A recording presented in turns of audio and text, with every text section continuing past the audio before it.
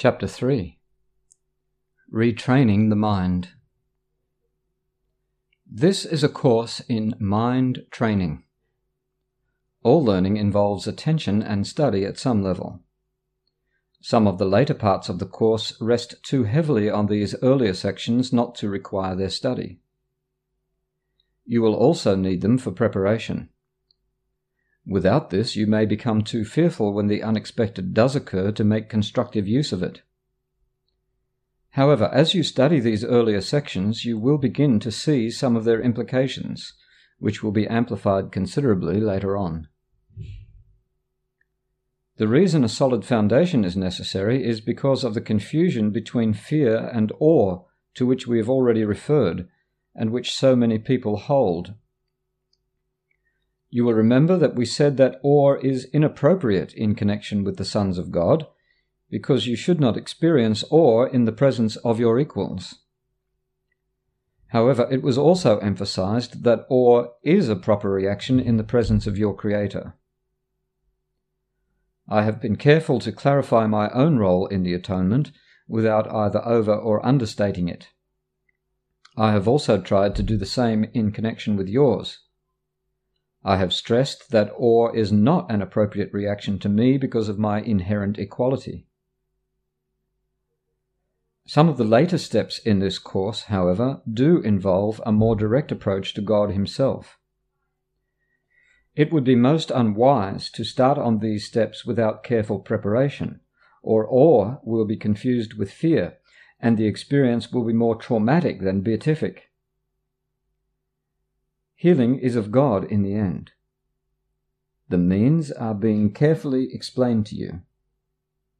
Revelation may occasionally reveal the end to you, but to reach it, the means are needed. Special principles for miracle workers. 1. The miracle abolishes the need for lower order concerns. Since it is an out-of-pattern time interval, the ordinary considerations of time and space do not apply. When you perform a miracle, I will arrange both time and space to adjust to it. 2.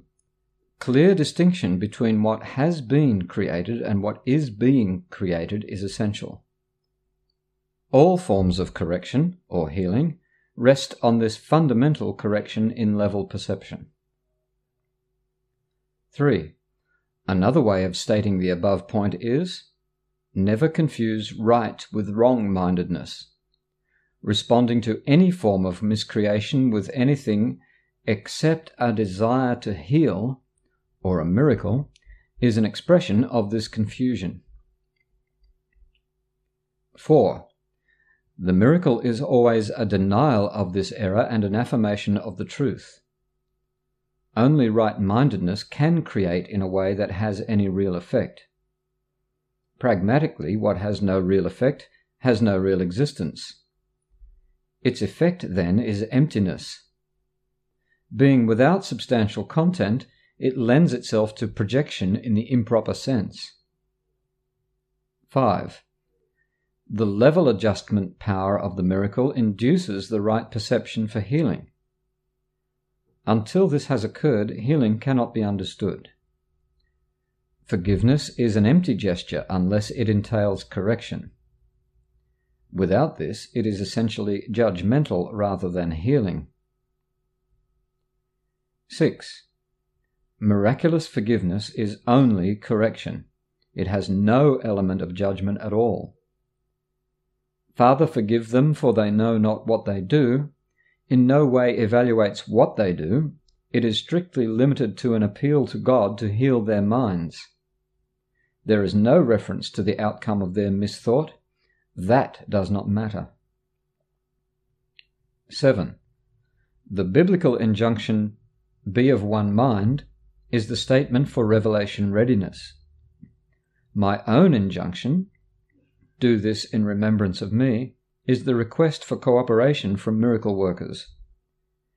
It should be noted that the two statements are not in the same order of reality. The latter involves a time awareness, since to remember implies recalling the past in the present. Time is under my direction, but timelessness belongs to God alone. In time we exist for and with each other. In timelessness we coexist with God. Atonement without sacrifice. There is another point which must be perfectly clear before any residual fear which may still be associated with miracles becomes entirely groundless. The crucifixion did not establish the atonement. The resurrection did. This is a point which many very sincere Christians have misunderstood. No one who is free of the scarcity error could possibly make this mistake. If the crucifixion is seen from an upside-down point of view, it does appear as if God permitted and even encouraged one of his sons to suffer because he was good. Many ministers preach this every day. This particularly unfortunate interpretation, which arose out of the combined misprojections of a large number of my would-be followers, has led many people to be bitterly afraid of God. This particularly anti-religious concept enters into many religions, and this is neither by chance nor by coincidence. Yet the real Christian would have to pause and ask, how could this be? Is it likely that God himself would be capable of the kind of thinking which his own words have clearly stated is unworthy of man? The best defense, as always, is not to attack another's position, but rather to protect the truth. It is unwise to accept any concept if you have to turn a whole frame of reference around in order to justify it. This procedure is painful in its minor applications and genuinely tragic on a mass basis. Persecution is a frequent result, undertaken to justify the terrible misperception that God himself persecuted his own Son on behalf of salvation. The very words are meaningless. It has been particularly difficult to overcome this because, although the error itself is no harder to overcome than any other, men were unwilling to give this one up because of its prominent escape value. In milder forms, a parent says, "This hurts me more than it hurts you," and feels exonerated in beating a child. Can you believe that the Father really thinks this way? It is so essential that all such thinking be dispelled that we must be very sure that nothing of this kind remains in your mind. I was not punished because you were bad. The wholly benign lesson the atonement teaches is lost if it is tainted with this kind of distortion in any form. "Vengeance is mine, saith the Lord," is a strictly karmic viewpoint. It is a real misperception of truth, by which man assigns his own evil past to God. The evil conscience from the past has nothing to do with God. He did not create it, and he does not maintain it. God does not believe in karmic retribution. His divine mind does not create that way. He does not hold the evil deeds of a man even against himself. Is it likely, then, that he would hold against anyone the evil that another did? Be very sure that you recognize how utterly impossible this assumption really is, and how entirely it arises from misprojection. This kind of error is responsible for a host of related errors, including the belief that God rejected man and forced him out of the Garden of Eden. It is also responsible for the fact that you may believe from time to time that I am misdirecting you. I have made every effort to use words that are almost impossible to distort, but man is very inventive when it comes to twisting symbols around. God himself is not symbolic. He is fact. The atonement, too, is totally without symbolism. It is perfectly clear because it exists in light. Only man's attempts to shroud it in darkness have made it inaccessible to the unwilling and ambiguous to the partly willing. The atonement itself radiates nothing but truth. It therefore epitomizes harmlessness and sheds only blessing. It could not do this if it arose from anything but perfect innocence. Innocence is wisdom because it is unaware of evil which does not exist. It is, however, perfectly aware of everything that is true. The resurrection demonstrated that nothing can destroy truth. Good can withstand any form of evil because light abolishes all forms of darkness. The atonement is thus the perfect lesson. It is the final demonstration that all of the other lessons which I taught are true. Man is released from all errors if he believes in this. The deductive approach to teaching accepts the generalization which is applicable to all single instances, rather than building up the generalization after analyzing numerous single instances separately. If you can accept the one generalization now, there will be no need to learn from many smaller lessons. Nothing can prevail against a Son of God who commends his spirit into the hands of his Father. By doing this, the mind awakens from its sleep and remembers its Creator. All sense of separation disappears, and level confusion vanishes. The Son of God is part of the Holy Trinity, but the Trinity itself is one. There is no confusion within its levels because they are of one mind and one will. This single purpose creates perfect integration and establishes the peace of God. Yet this vision can be perceived only by the truly innocent. Because their hearts are pure, the innocent defend true perception instead of defending themselves against it. Understanding the lesson of the atonement, they are without the will to attack, and therefore they see truly. This is what the Bible means when it says, "When he shall appear," or be perceived, "we shall be like him, for we shall see him as he is." Sacrifice is a notion totally unknown to God. It arises solely from fear. This is particularly unfortunate because frightened people are apt to be vicious. Sacrificing another in any way is a clear-cut violation of God's own injunction that man should be merciful, even as his Father in heaven. It has been hard for many Christians to realize that this commandment or assignment also applies to themselves. Good teachers never terrorize their students. To terrorize is to attack, and this results in rejection of what the teacher offers. The result is learning failure. I have been correctly referred to as the Lamb of God who taketh away the sins of the world.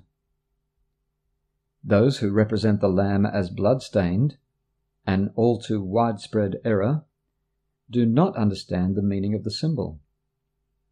Correctly understood, it is a very simple parable which merely speaks of my innocence. The lion and the lamb lying down together refers to the fact that strength and innocence are not in conflict, but naturally live in peace. "Blessed are the pure in heart, for they shall see God," is another way of saying the same thing.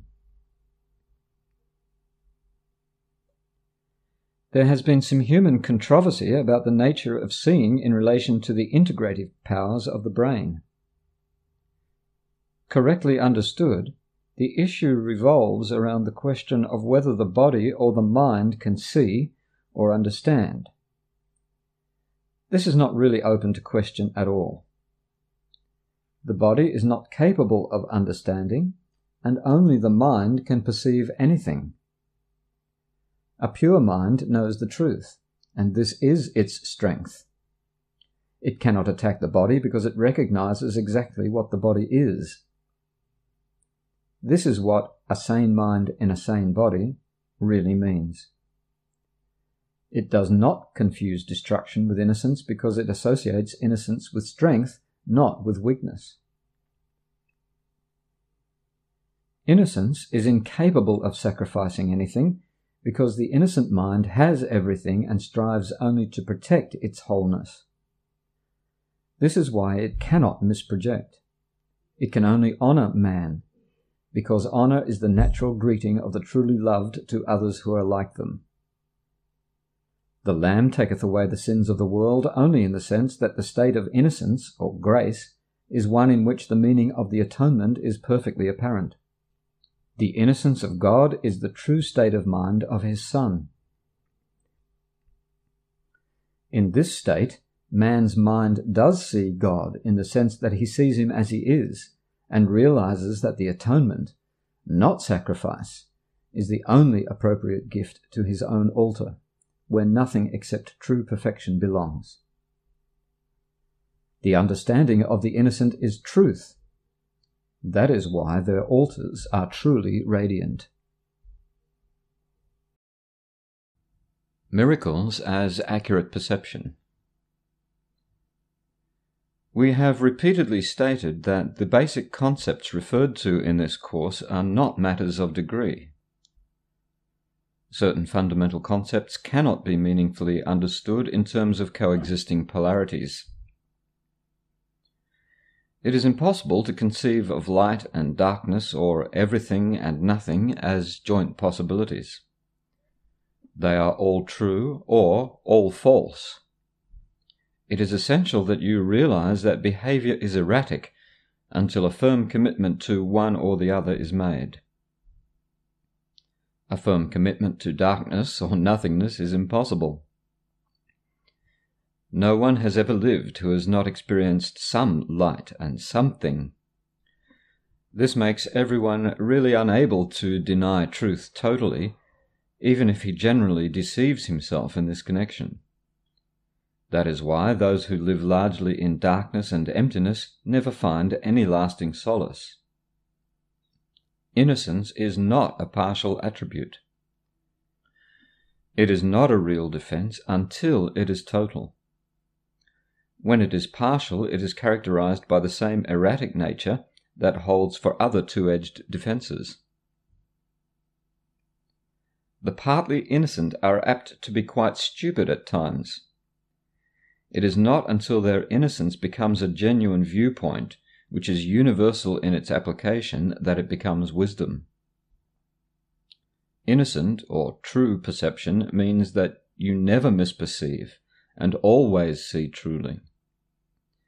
More simply, it means that you never see what does not really exist. When you lack confidence in what someone will do, you are attesting to your belief that he is not in his right mind. This is hardly a miracle-based frame of reference. It also has the disastrous effect of denying the creative power of the miracle. The miracle perceives everything as it is. If nothing but the truth exists, and this is really a redundant statement because what is not true cannot exist, right-minded seeing cannot see anything but perfection. We have said many times that only what God creates, or what man creates with the same will, has any real existence. This, then, is all the innocent can see. They do not suffer from the distortions of the separated ones. The way to correct all such distortions is to withdraw your faith from them and invest it only in what is true. You cannot validate the invalid. I would suggest that you voluntarily give up all such attempts, because they can only be frantic. If you are willing to validate what is true in everything you perceive, you will make it true for you. Truth overcomes all error. This means that if you perceive truly, you are cancelling out misperceptions in yourself and in others simultaneously. Because you see them as they are, you offer them your own validation of their truth. This is the healing which the miracle actively fosters. Perception versus knowledge. We have been emphasizing perception and have said very little about cognition as yet, because you are confused about the difference between them. The reason we have dealt so little with cognition is because you must get your perceptions straightened out before you can know anything. To know is to be certain. Uncertainty merely means that you do not know. Knowledge is power because it is certain, and certainty is strength. Perception is merely temporary. It is an attribute of the space-time belief and is therefore subject to fear or love. Misperceptions produce fear, and true perceptions produce love. Neither produces certainty because all perception varies. That is why it is not knowledge. True perception is the basis for knowledge, but knowing is the affirmation of truth. All your difficulties ultimately stem from the fact that you do not recognize or know yourselves, each other, or God. To recognize means to know again, implying that you knew before. You can see in many ways because perception involves different interpretations, and this means that it is not whole. The miracle is a way of perceiving, not of knowing. It is the right answer to a question, and you do not ask questions at all when you know. Questioning illusions is the first step in undoing them. The miracle, or the right answer, corrects them. Since perceptions change, their dependence on time is obvious. They are subject to transitory states, and this necessarily implies variability. How you perceive at any given time determines what you do, and action must occur in time. Knowledge is timeless because certainty is not questionable. You know when you have ceased to ask questions. The questioning mind perceives itself in time, and therefore looks for future answers. The unquestioning mind is closed because it believes the future and present will be the same. This establishes an unchanged state, or stasis. It is usually an attempt to counteract an underlying fear that the future will be worse than the present, and this fear inhibits the tendency to question at all. Visions are the natural perception of the spiritual eye, but they are still corrections. The spiritual eye is symbolic and therefore not a device for knowing. It is, however, a means of right perception, which brings it into the proper domain of the miracle. Properly speaking, a vision of God is a miracle rather than a revelation. The fact that perception is involved at all removes the experience from the realm of knowledge. That is why visions do not last. The Bible instructs you to know yourself, or be certain. Certainty is always of God. When you love someone, you have perceived him as he is, and this makes it possible for you to know him.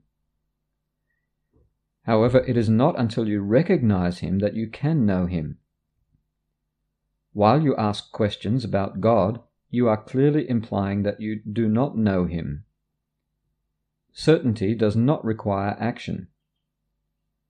When you say that you are acting on the basis of knowledge, you are really confusing perception and cognition. Knowledge brings the mental strength for creative thinking, but not for right doing. Perception, miracles, and doing are closely related. Knowledge is the result of revelation, and induces only thought. Perception involves the body, even in its most spiritualized form. Knowledge comes from the altar within, and is timeless because it is certain. To perceive the truth is not the same as knowing it. If you attack error in one another, you will hurt yourself. You cannot recognize each other when you attack. Attack is always made on a stranger. You are making him a stranger by misperceiving him so that you cannot know him. It is because you have made him a stranger that you are afraid of him. Perceive him correctly so that you can know him. Right perception is necessary before God can communicate directly to his own altars, which he has established in his sons. There he can communicate his certainty, and his knowledge will bring peace without question.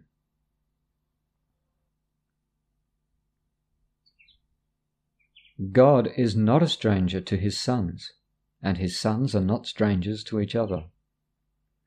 Knowledge preceded both perception and time, and will ultimately replace them. That is the real meaning of the biblical description of God as Alpha and Omega, the beginning and the end. It also explains the quotation, "Before Abraham was, I am." Perception can and must be stabilized, but knowledge is stable. Fear God and keep his commandments should read, "Know God and accept his certainty." There are no strangers in his creation. To create as he created, you can create only what you know and accept as yours. God knows his children with perfect certainty. He created them by knowing them. He recognized them perfectly. When they do not recognize each other, they do not recognize him. Conflict and the ego. The abilities man now possesses are only shadows of his real strengths. All of his functions are equivocal and open to question or doubt. This is because he is not certain how he will use them. He is therefore incapable of knowledge, being uncertain. He is also incapable of knowledge because he can perceive lovelessly. He cannot create surely because his perception deceives. Perception did not exist until the separation had introduced degrees, aspects, and intervals. The soul has no levels, and all conflict arises from the concept of levels. Only the levels of the Trinity are capable of unity. The levels which man created by the separation cannot but conflict.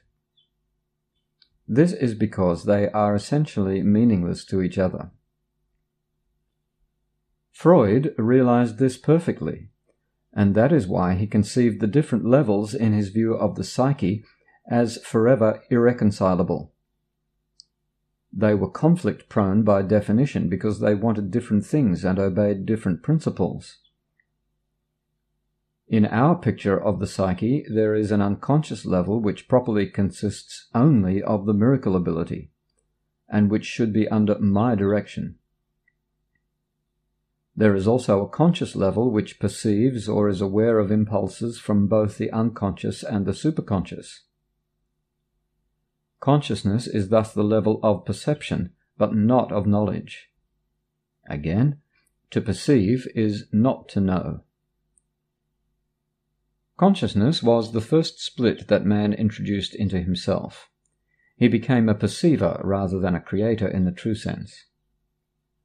Consciousness is correctly identified as the domain of the ego. The ego is a man-made attempt to perceive himself as he wished to be, rather than as he is. This is an example of the created-creator confusion we have spoken of before. Yet man can only know himself as he is because that is all he can be sure of. Everything else is open to question. The ego is the questioning compartment in the post-separation psyche which man created for himself. It is capable of asking valid questions, but not of perceiving valid answers, because these are cognitive and cannot be perceived. The endless speculation about the meaning of mind has led to considerable confusion because the mind is confused. only one-mindedness is without confusion. A separated or divided mind must be confused. It is uncertain by definition. It has to be in conflict because it is out of accord with itself. Intrapersonal conflict arises from the same basis as interpersonal conflict. One part of the psyche perceives another part as on a different level and does not understand it. This makes the parts strangers to each other without recognition. This is the essence of the fear-prone condition, in which attack is always possible. Man has every reason to feel afraid as he perceives himself. This is why he cannot escape from fear until he knows that he did not and could not create himself. He can never make his misperceptions valid. His creation is beyond his own error, and that is why he must eventually choose to heal the separation. Right-mindedness is not to be confused with the knowing mind, because it is applicable only to right perception. You can be right-minded or wrong-minded, and even this is subject to degrees, a fact which clearly demonstrates a lack of association with knowledge. The term right-mindedness is properly used as the correction for wrong-mindedness, and applies to the state of mind which induces accurate perception. It is miraculous because it heals misperception, and this is indeed a miracle in view of how man perceives himself. Perception always involves some misuse of will because it involves the mind in areas of uncertainty. The mind is very active because it has willpower. When it willed the separation, it willed to perceive. Until then, it willed only to know. Afterwards, it willed ambiguously, and the only way out of ambiguity is clear perception. The mind returns to its proper function only when it wills to know. This places it in the soul's service, where perception is meaningless. The superconscious is the level of the mind which wills this. The mind chose to divide itself when it willed to create both its own levels and the ability to perceive. But it could not entirely separate itself from the soul, because it is from the soul that it derives its whole power to create. Even in miscreation, will is affirming its source, or it would merely cease to be. This is impossible because it is part of the soul which God created and which is therefore eternal. The ability to perceive made the body possible because you must perceive something and with something. This is why perception involves an exchange or translation, which knowledge does not need. The interpretive function of perception, actually a distorted form of creation, then permitted man to interpret the body as himself, which, though depressing, was an attempt to escape from the conflict he had induced. The superconscious, which knows, could not be reconciled with this loss of power because it is incapable of darkness. That is why it became almost inaccessible to the mind and entirely inaccessible to the body. Thereafter, the superconscious was perceived as a threat, because light does abolish darkness merely by establishing the fact that it is not there. The truth will always overcome error in this sense. This is not an active process of destruction at all. We have already emphasized that knowledge does not do anything.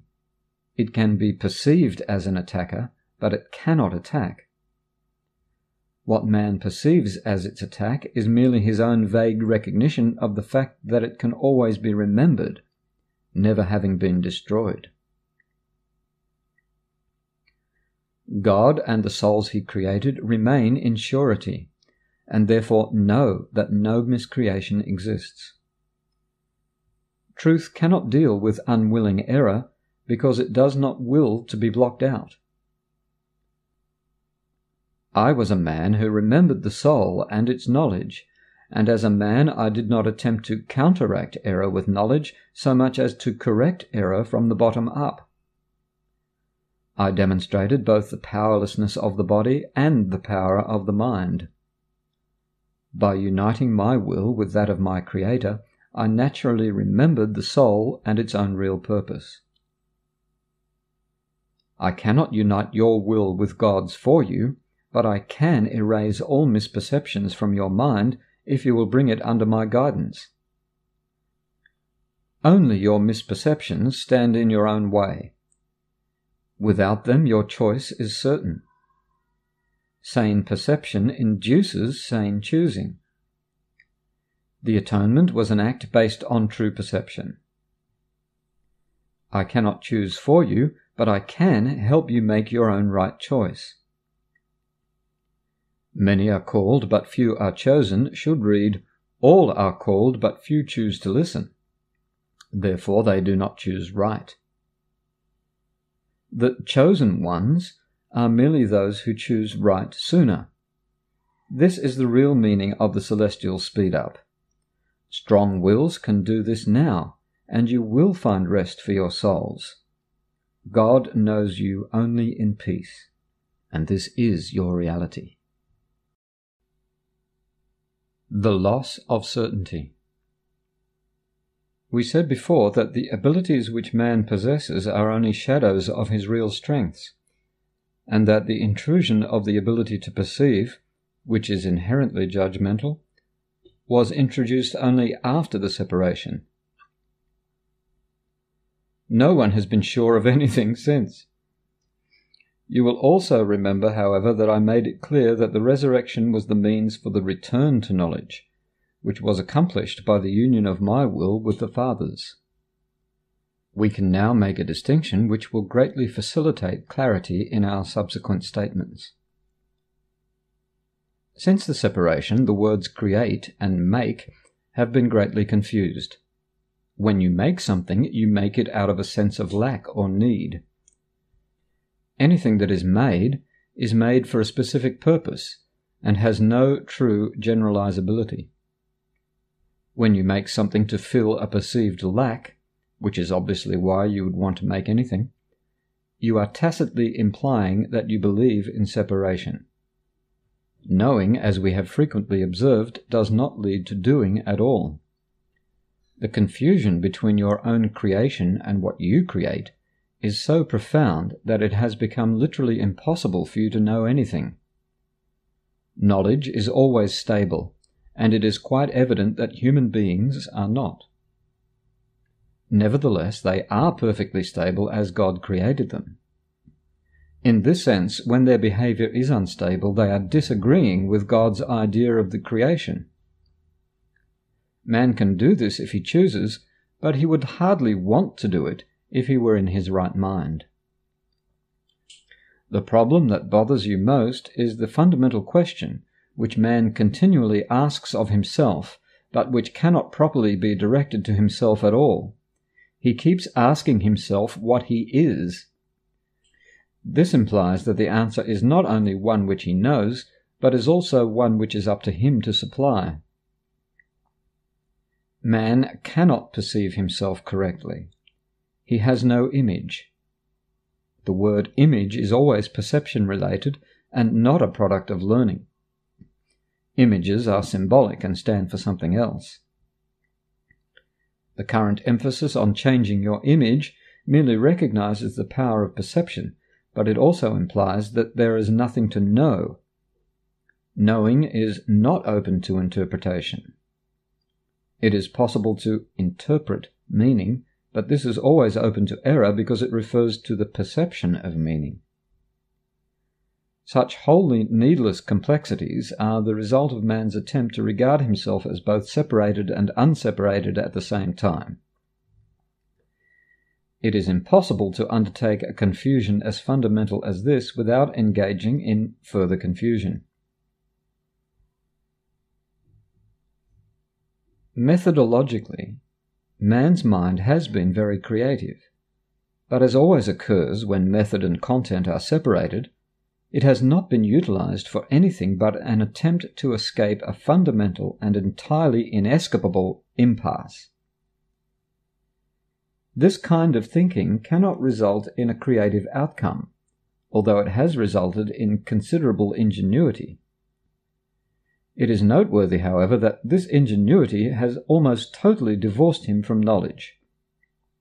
Knowledge does not require ingenuity.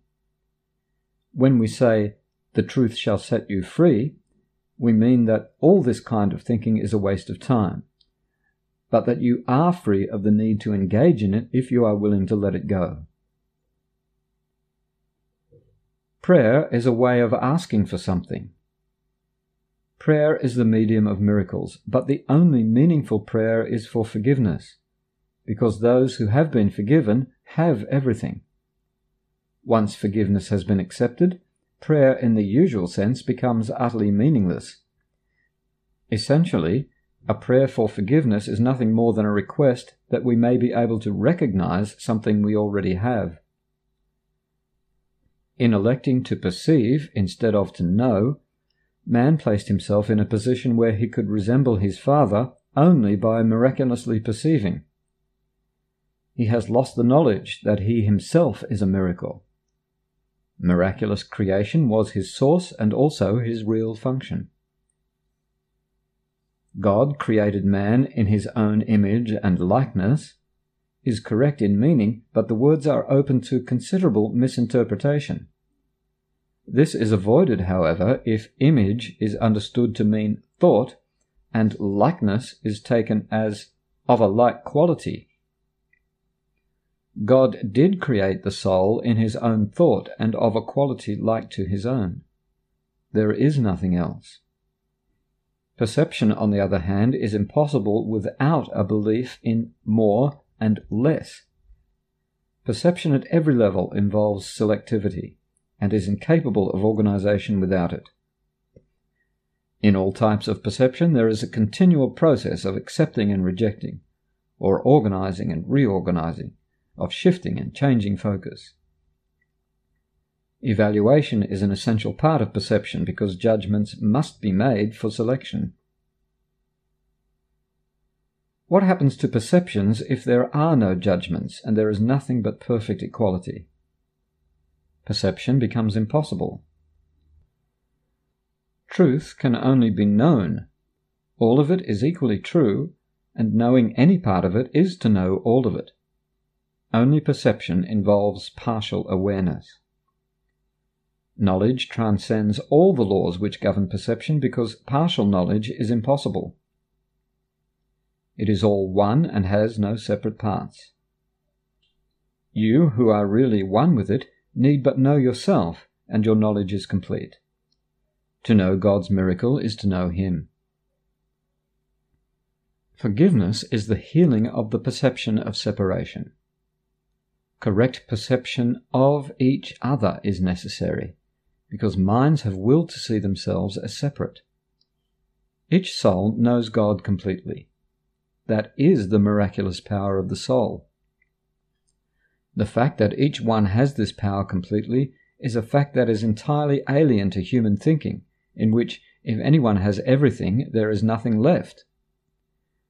God's miracles are as total as His thoughts, because they are His thoughts. As long as perception lasts, prayer has a place. Since perception rests on lack, those who perceive have not totally accepted the atonement and given themselves over to truth. Perception is a separated state, and a perceiver does need healing. Communion, not prayer, is the natural state of those who know. God and His miracles are inseparable. How beautiful indeed are the thoughts of God who live in His light. Your worth is beyond perception because it is beyond doubt. Do not perceive yourself in different lights. Know yourself in the one light, where the miracle that is you is perfectly clear. Judgment and the authority problem. We have already discussed the Last Judgment in some, though insufficient, detail. After the Last Judgment, there will be no more. This is symbolic only in the sense that everyone is much better off without judgment. When the Bible says, "Judge not, that ye be not judged," it merely means that if you judge the reality of others at all, you will be unable to avoid judging your own. The choice to judge rather than to know was the cause of the loss of peace. Judgment is the process on which perception, but not cognition, rests. We have discussed this before in terms of the selectivity of perception, pointing out that evaluation is its obvious prerequisite. Judgment always involves rejection. It is not an ability which emphasizes only the positive aspects of what is judged, whether it be in or out of the self. However, what has been perceived and rejected, or judged and found wanting, remains in the unconscious because it has been perceived. One of the illusions from which man suffers is the belief that what he has judged against has no effect. This cannot be true unless he also believes that what he judged against does not exist. He obviously does not believe this, or he would not have judged against it. It does not matter in the end whether you judge right or wrong. Either way, you are placing your belief in the unreal. This cannot be avoided in any type of judgment because it implies the belief that reality is yours to choose from. You have no idea of the tremendous release and deep peace that comes from meeting yourselves and your brothers totally without judgment. When you recognize what you and your brothers are, you will realize that judging them in any way is without meaning. In fact, their meaning is lost to you precisely because you are judging them. All uncertainty comes from a totally fallacious belief that you are under the coercion of judgment. You do not need judgment to organize your life, and you certainly do not need it to organize yourselves. In the presence of knowledge, all judgment is automatically suspended, and this is the process which enables recognition to replace perception. Man is very fearful of everything he has perceived but has refused to accept. He believes that because he has refused to accept it, he has lost control over it. This is why he sees it in nightmares, or in pleasant disguises in what seem to be his happier dreams. Nothing that you have refused to accept can be brought into awareness. It does not follow that it is dangerous, but it does follow that you have made it dangerous. When you feel tired, it is merely because you have judged yourself as capable of being tired. When you laugh at someone, it is because you have judged him as debased. When you laugh at yourself, you are singularly likely to laugh at others, if only because you cannot tolerate the idea of being more debased than they are. All of this does make you feel tired because it is essentially disheartening. You are not really capable of being tired, but you are very capable of wearying yourselves. The strain of constant judgment is virtually intolerable. It is a curious thing that any ability which is so debilitating should be so deeply cherished. Yet if you wish to be the author of reality, which is totally impossible anyway, you will insist on holding on to judgment. You will also use the term with considerable fear, believing that judgment will someday be used against you. To whatever extent it is used against you, it is due only to your belief in its efficacy as a weapon of defense for your own authority. The issue of authority is really a question of authorship. When an individual has an authority problem, it is always because he believes he is the author of himself, projects his delusion onto others, and then perceives the situation as one in which people are literally fighting him for his authorship. This is the fundamental error of all those who believe they have usurped the power of God. The belief is very frightening to them, but hardly troubles God. He is, however, eager to undo it, not to punish his children, but only because he knows that it makes them unhappy. Souls were given their true authorship, but men preferred to be anonymous when they chose to separate themselves from their author. The word authority has been one of their most fearful symbols ever since. Authority has been used for great cruelty because, being uncertain of their true authorship, men believed that their creation was anonymous. This has left them in a position where it sounds meaningful to consider the possibility that they must have created themselves. The dispute over authorship has left such uncertainty in the minds of men that some have even doubted whether they really exist at all. Despite the apparent contradiction in this position, it is in one sense more tenable than the view that they created themselves. At least it acknowledges the fact that some true authorship is necessary for existence. Only those who give over all desire to reject can know that their own rejection is impossible. You have not usurped the power of God, but you have lost it. Fortunately, when you lose something, it does not mean that the something has gone. It merely means that you do not know where it is. Existence does not depend on your ability to identify it, nor even to place it. It is perfectly possible to look on reality without judgment and merely know that it is there. Peace is a natural heritage of the soul. Everyone is free to refuse to accept his inheritance, but he is not free to establish what his inheritance is. The problem which everyone must decide is the fundamental question of authorship. All fear comes ultimately, and sometimes by way of very devious routes, from the denial of authorship. The offence is never to God, but only to those who deny him. To deny his authorship is to deny themselves the reason for their own peace, so that they see themselves only in pieces. This strange perception is the authority problem. There is no man who does not feel that he is imprisoned in some way. If this is the result of his own free will, he must regard his will as if it were not free, or the obviously circular reasoning involved in his position would be quite apparent. Free will must lead to freedom. Judgment always imprisons because it separates segments of reality according to the highly unstable scales of desire.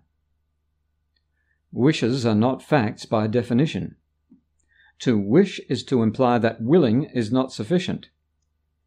Yet no one believes that what is wished is as real as what is willed. Instead of "Seek ye first the kingdom of heaven," say, "Will ye first the kingdom of heaven?" And you have said, "I know what I am, and I will to accept my own inheritance." Creating versus the self-image. Every system of thought must have a starting point. It begins with either a making or a creating, a difference which we have discussed already. Their resemblance lies in their power as foundations. Their difference lies in what rests upon them. Both are cornerstones for systems of belief by which men live. It is a mistake to believe that a thought system which is based on lies is weak. Nothing made by a child of God is without power. It is essential to realize this because otherwise you will not understand why you have so much trouble with this course, and will be unable to escape from the prisons which you have made for yourselves. You cannot resolve the authority problem by depreciating the power of your minds. To do so is to deceive yourself, and this will hurt you because you know the strength of the mind. You also know that you cannot weaken it any more than you can weaken God. The devil is a frightening concept because he is thought of as extremely powerful and extremely active. He is perceived as a force in combat with God, battling him for possession of the souls he created. He deceives by lies and builds kingdoms of his own in which everything is in direct opposition to God. Yet he attracts men rather than repels them, and they are seen as willing to sell him their souls in return for gifts they recognize are of no real worth. This makes absolutely no sense. The whole picture is one in which man acts in a way he himself realizes is self-destructive, but which he does not choose to correct, and therefore perceives the cause as beyond his control. We have discussed the fall, or separation, before, but its meaning must be clearly understood without symbols. The separation is not symbolic. It is an order of reality or a system of thought that is real enough in time, though not in eternity. All beliefs are real to the believer. The fruit of only one tree was forbidden to man in his symbolic garden, but God could not have forbidden it, or it could not have been eaten. If God knows his children, and I assure you that he does, would he have put them in a position where their own destruction was possible? The tree which was forbidden was named the tree of knowledge, yet God created knowledge and gave it freely to his creations. The symbolism here has been given many interpretations, but you may be sure that any interpretation which sees either God or his creations as capable of destroying their own purpose is in error. Eating of the fruit of the tree of knowledge is a symbolic expression for incorporating into the self the ability for self-creating. This is the only sense in which God and his souls are not co-creators. The belief that they are is implicit in the self-concept, a concept now made acceptable by its weakness and explained by a tendency of the self to create an image of itself. Its fear aspect is often ascribed to fear of retaliation by a father figure, a particularly curious idea in view of the fact that no one uses the term to refer to the physical father. It refers to an image of a father in relation to an image of the self. Images are perceived, not known. Knowledge cannot deceive, but perception can. Man can perceive himself as self-creating, but he cannot do more than believe it. He cannot make it true. And as we said before, when you finally perceive correctly, you can only be glad that you cannot. But until then, the belief that you can is the central foundation stone in your thought system, and all your defenses are used to attack ideas which might bring it to light. You still believe you are images of your own creation. Your minds are split with your souls on this point, and there is no resolution while you believe the one thing that is literally inconceivable. That is why you cannot create, and are filled with fear about what you make. The mind can make the belief in separation very real and very fearful, and this belief is the devil. It is powerful, active, destructive, and clearly in opposition to God because it literally denies his fatherhood. Never underestimate the power of this denial. Look at your lives and see what the devil has made. But know that this making will surely dissolve in the light of truth, because its foundation is a lie. Your creation by God is the only foundation which cannot be shaken, because the light is in it. Your starting point is truth, and you must return to this beginning. Much has been perceived since then, but nothing else has happened. That is why your souls are still in peace, even though your minds are in conflict. You have not yet gone back far enough, and that is why you become so fearful. As you approach the beginning, you feel the fear of the destruction of your thought system upon you as if it were the fear of death. There is no death, but there is a belief in death. The Bible says that the branch that bears no fruit will be cut off and will wither away. Be glad. The light will shine from the true foundation of life, and your own thought system will stand corrected. It cannot stand otherwise. You who fear salvation are willing death. Life and death, light and darkness, knowledge and perception are irreconcilable. To believe that they can be reconciled is to believe that God and man cannot. Only the oneness of knowledge is conflictless. Your kingdom is not of this world because it was given you from beyond this world. Only in this world is the idea of an authority problem meaningful. The world is not left by death but by truth, and truth can be known by all those for whom the kingdom was created and for whom it waits.